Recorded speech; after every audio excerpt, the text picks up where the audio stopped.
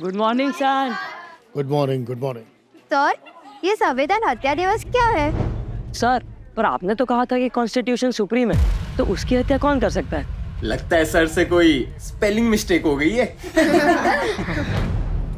Mistake मुझसे नहीं, 1975 में इस देश को चलाने वालों से हुई है, जिसकी सोच में डेमोक्रेसी के लिए जरा भी रिस्पेक्ट नहीं थी। बच्चों, भारत को आज विश्व में मदर ऑफ डेमोक्रेसी कहा जाता है। हजारों वर्षों से हमारी परंपरा लोक शक्ति की तरह है। और अरे हाँ विशाल, अंदर से मेरा लैपटॉप लेके आ। तो बच्चों, 1947 में हम आजाद हुए, फिर डॉक्टर भीमराव अंबेडकर जी ने हमें हमारा संविधान दिया। पर सर, संविधान की हत्या कैसे हुई? तुम्हें बहुत जल्दी है, रुको जरा, सब्र करो। लगता है तुम लोगों को अच्छी तरह समझाने के लिए मुझे जरा पीछे जाना पड़ेगा। अरे बैठो बैठो बैठो बैठो। अरे वाह, ये लो, लैपटॉप भी आ गया। देखो बच्चों, 1971 में प्रधानमंत्री इंदिरा गांधी थी। उन्होंने चुनाव प्रचार के दरमियान अपने चुनाव क्षेत्र रायबरेली में अपने फायदे के लिए सरकारी मशीनरी का गलत इस्तेमाल किया और वो अदालत में साबित भी हुआ।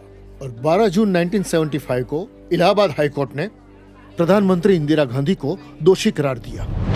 ओह, तो उन्हें सजा मिली क्या? मिली ना। कोर्ट ने 6 साल के लिए उनके चुनाव लड़ने पर रोक लगा दी। तो फिर वो पीएम नहीं रही? अरे श्रीमती गांधी अपनी सत्ता कभी छोड़ना ही नहीं चाहती थी, तो देश भर में उनके खिलाफ आंदोलन उठे। और 50 साल पहले ठीक आज ही के दिन यानी 25 जून 1975 को दिल्ली के रामलीला मैदान में भारत रत्न जयप्रकाश नारायण ने एक ऐतिहासिक रैली की, जहां अपने राष्ट्र कवि रामधारी सिंह दिनकर की पंक्तियां खूब गूंजी। सिंहासन खाली करो, जनता आती है। फिर सर? फिर क्या?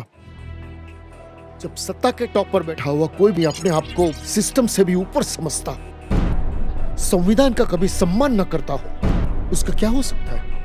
उसी दिन इंदिरा गांधी ने अपनी सत्ता बचाने के लिए एक खतरनाक कदम उठाया, जिसने पवित्र संविधान के मूल्यों की हत्या कर दी। संविधान के आर्टिकल 352 का दुरुपयोग करके देश में आपातकाल लगा दिया। भाइयों और बहनों, राष्ट्रपति जी ने आपातकाल की घोषणा की है। 25 जून 1975 की रात से ही देश में लागू हो गई इमरजेंसी।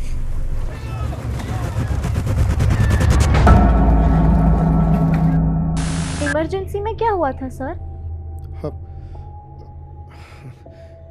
देखो बेटा, एक दिन सुबह उठकर ना तुम्हारा मोबाइल चले, ना टीवी चले, ना रेडियो पे न्यूज आए, सोशल मीडिया पे ना कोई पोस्ट डाल सको, ना कोई स्टोरी बना के रख सको, तो क्या होता? अरे बाप रे! हाँ, वैसा ही हुआ था। उस समय ना इंटरनेट था, ना मोबाइल। रातों रात कई न्यूज़पेपर प्रेस की बिजली काट दी ताकि दूसरे दिन अखबार न छपे।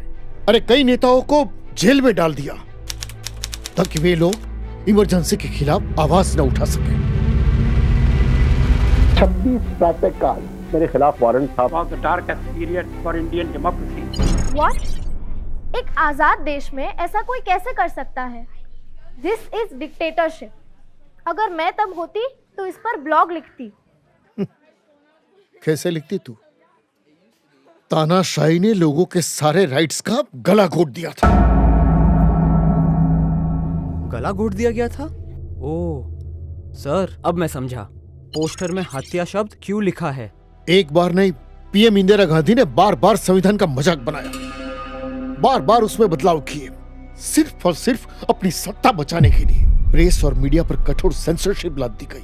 पुरुषों की जबरन नसबंदी तक उस दौर में हुई। यहां तक कि सरकारी अधिकारियों को नसबंदी के टारगेट्स दिए जाते थे और जो पूरा न कर सके ना, उसको कीमत चुकानी पड़ती थी। यकीन नहीं होता हमारे देश को इतने बुरे दौर से गुजरना पड़ा। ये तो सच में डार्केस्ट पीरियड था सर। इतना ही नहीं, इंदिरा गांधी सरकार ने बड़े स्तर पर डिमोलिशन अभियान चलाया। दिल्ली के तुर्कमान गेट और कई दूसरे क्षेत्रों में न जाने कितने घर गिरा, जिससे दंगे भड़के, कई लोगों की जान गई। सर, आपने भी देखा था क्या ये बुरा समय? हाँ बेटा, मैंने ही नहीं, आज के प्रधानमंत्री नरेंद्र मोदी जैसे हजारों लाखों युवा ने देश भर में आपातकाल का पुरजोर विरोध किया।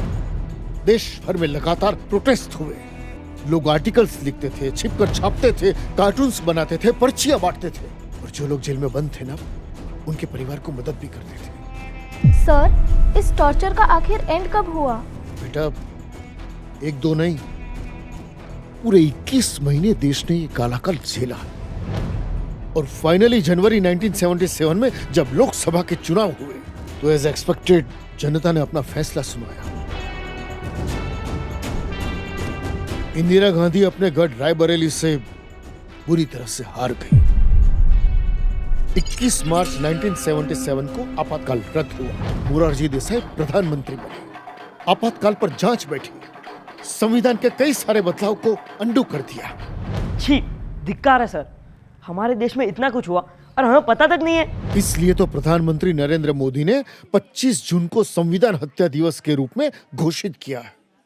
समझे? तो बच्चों, ये तुम्हारी जिम्मेदारी है कि संविधान के वैल्यूज बने रहे। बच्चों, एक जिम्मेदार नागरिक होने के नाते हम सबका कर्तव्य बनता है कि संविधान के बताए मार्ग पर हम सब चलें और भारत को विकसित देश बनाएं। खूब पढ़ो, खूब आगे बढ़ो।